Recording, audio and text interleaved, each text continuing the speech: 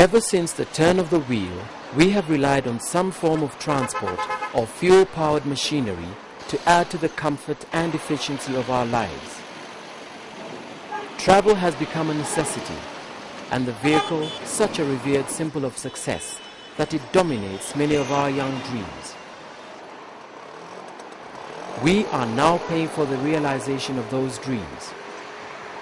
Pollutants from industrial expansion and an increase in vehicle ownership has resulted in air pollution reaching crisis proportions in many cities.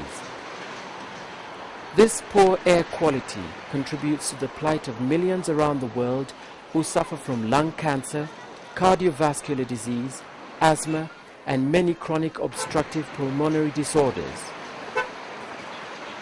The growth in urban travel will further exacerbate this problem unless steps are taken to reduce emissions. Vehicles, both gasoline and diesel, emit significant quantities of nitrogen oxides, sulfur oxides, particulates, carbon monoxide, and hydrocarbons. These pollutants can be reduced by adopting lower sulfur and lead-free fuels and at the same time integrating this with the introduction of new vehicle technology and emission control devices.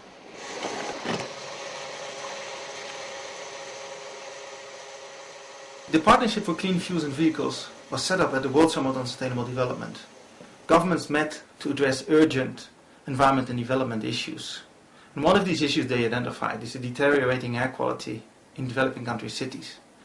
Together, they decided to set up this Partnership for Clean Fuels and Vehicles to promote better urban air quality in developing country cities.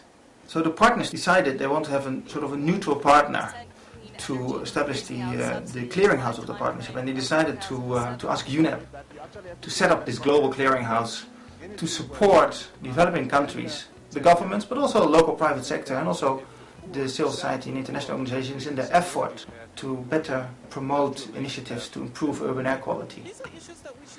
So we're working together under the umbrella of this partnership with many organizations to address these issues. We have global working groups that are looking at technical advice on how countries should address this issue.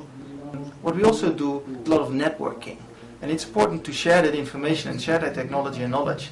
But we're also providing advice to countries themselves. Sometimes we find some financing to help them, and a key issue is public awareness.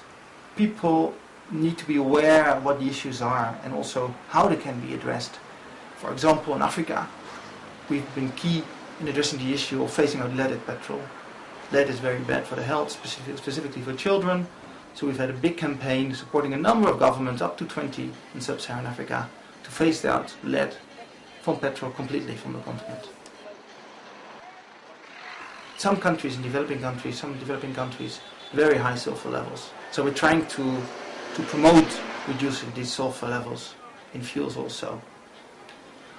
We find in a lot of countries where we're working that people are very interested in the work we're doing. People are very interested in the air they're breathing, specifically also the air the children are breathing. So we find once we give them the right information, they become activists and they feel that they have a role to play to promote better urban air quality. Action plans are being developed and implemented. The myths and perceptions surrounding the adoption of cleaner fuels and vehicles are being addressed, the benefits publicized, and its use championed.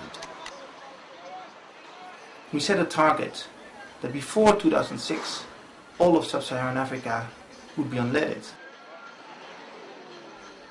The partnership is the largest global initiative for promoting air quality in the developing world, with over 70 organizations as partners and an ever-growing pool of expertise and experience.